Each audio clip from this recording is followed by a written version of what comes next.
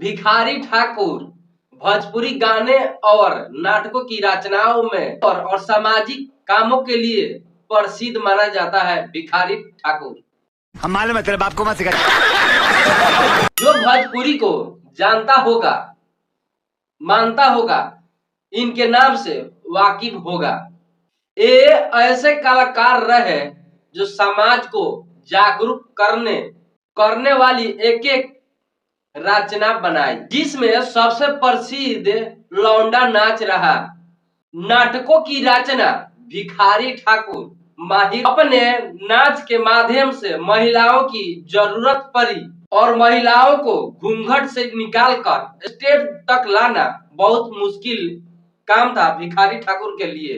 लेकिन भिखारी ठाकुर हार नहीं मानते हैं और महिलाओं को स्टेज तक लाकर दम लेते हैं। भिखारी ठाकुर बता दें आपको, भिखारी ठाकुर पुरुषों को महिलाओं का वेशभूषा पहनाकर लौंडा डांस करवाते थे, नाटक करवाते थे और पुरुषों को देखकर महिलाएं भी स्टेज पर आना शुरू कर दी।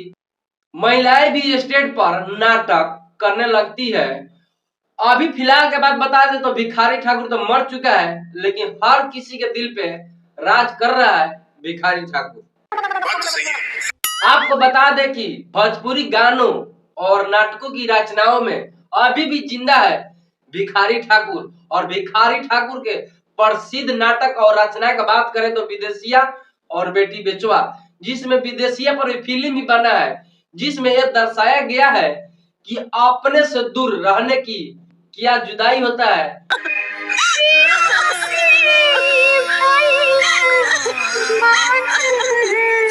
इस नाटक में दर्शाया जाता है और विदेशिया पर भी भोजपुरी फिल्म बना है, जिसमें नव विवाहित बीवी को छोड़कर लालच पर लोग कलकत्ता चले जाते हैं।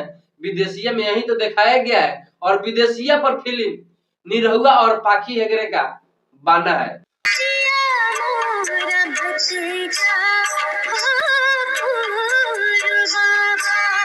अगर वीडियो आप सभी को अच्छा लगा होगा तो वीडियो को दूर तक शेयर जरूर कीजिएगा और आपको विदेशिया का कुछ झलक आप सभी को दिखाना चाहते हैं।